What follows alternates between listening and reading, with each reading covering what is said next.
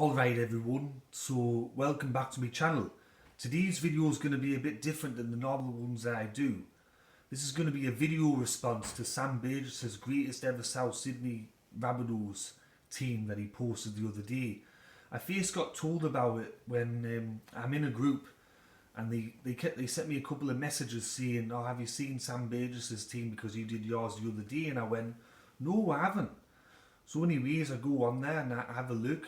And all I can see to it is kind of, what the fuck? What's this fucking stuff like? So I'm going to go through the team that he's named. And I'm just going to go on a bit of a rant and pick apart his team and kind of just have my own opinion about what I think of it. So I've got the list right here. So at fullback, he's got Clive Churchill. Okay, fair enough. Good choice. I had Clive Churchill as well. Cleary, Michael Cleary, wing. Yeah, sure, why not? Greg Inglis, good choice. I left him out of my South team, but it was a really hard decision to do so. Paul Seat, we both chose that. And then we get to the first what the fuck moment, Nathan Merritt. Now when I looked at this, I went, how can you put Nathan Merritt in the team and leave out so many other great wingers that South have had, like Benny Waring, Harold Hardy? How many premierships did Nathan Merritt win? 0. How many premierships did Benny Waring win? 5. Benny Waring held the try scoring record until Nathan Merritt broke it. But you have to understand, back in those days, playing on the wing was different than what it is now. Today, the game is more structured. The wingers get to finish off the movement. They're more involved in the try process. Back in those days, you actually had to get off your ass and get involved in the match. Otherwise, you wouldn't score any tries. Then we come to the biggest, probably what the fuck moments of the whole team. Cody Walker at 5'8" and Adam Reynolds at halfback. Now, don't get me wrong. Both of those players are good players, but greatest of all time, there's been over 1,000 people that have played for South. The club's been around for 112 years, and you put Cody Walker as the 5'8". What about Alf Blair? He won 5 premierships in the 1910s and 1920s with South and captained the club from 5'8". And what about the halfbacks? Bob Grant, Craig Coleman. There's so many other choices you could have, but you went for Adam Reynolds. Now, I really like Adam Reynolds. I think he's going to end up being the South Sydney's all-time point scorer. But would you really see in 112 years of South that he's the best halfback? And then, there's a couple of other choices that I agree with. John Sattler, no, not Scott Sattler, John Sattler. John O'Neill, yeah, sure, why not? Bob McCarthy, yeah. But then he goes for Isaac Luke as the hooker. South, once again, they've been around for 112 years, and he picks a player, Isaac Luke, who didn't win a premiership for the club. I mean, he technically did, I think he did, but the record books will show that he didn't. Yes, Isaac Luke was a good player for South, but would you say that he's the greatest ever? Especially when you've got Elwyn Walters, who won 3 premierships with the club in the 60s and 70s, and also another person that you might not know, Ernie Hamilton. He was the hooker for the club in the 1950s when they won 5 premierships. So why the fuck is Isaac Luke in the team? Then he's picked John Sutton at second row. Now, I've got nothing against John Sutton. He was a good player, longest serving player for South. Only South player to go over 300 matches.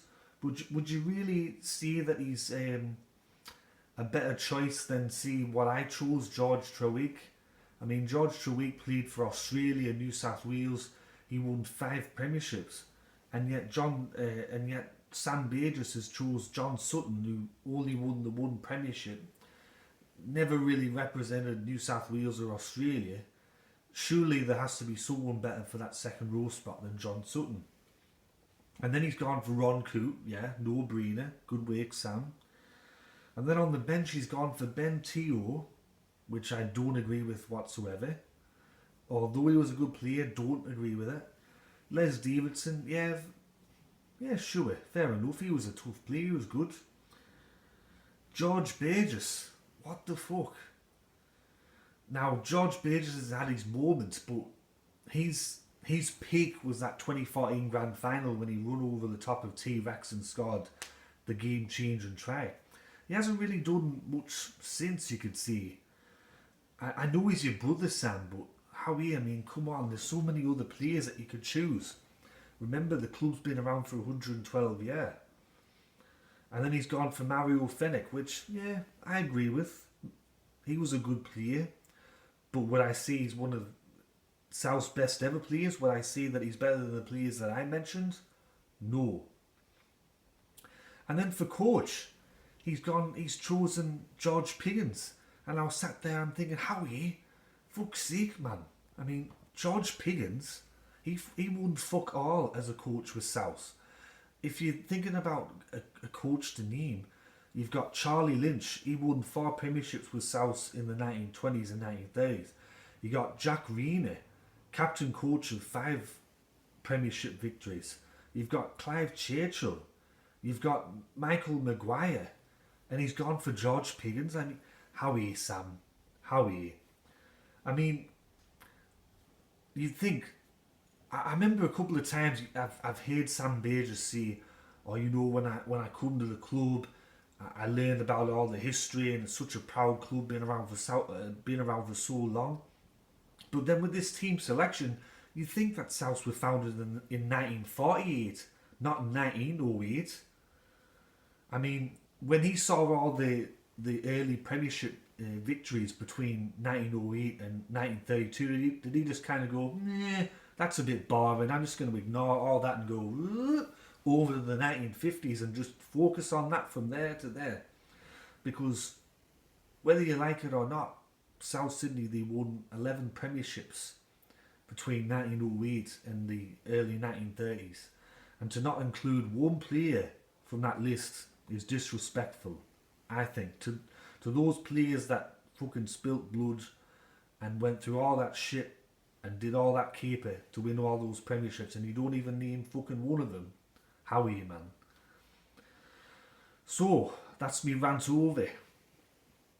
I'm sure when more of these greatest ever teams come out, especially the Eastern Suburbs ones and all that, their players will skip all the foundation stuff, all the early stuff, and just name players that played 20 or 30 years ago. So hopefully that doesn't happen, so I don't have to make another rant video. But that's me rant, and I'll be making the Newtown video very, very soon. Newtown's greatest ever team. Stay tuned for that one. But anyway, I'll catch you all later, and ta-ra.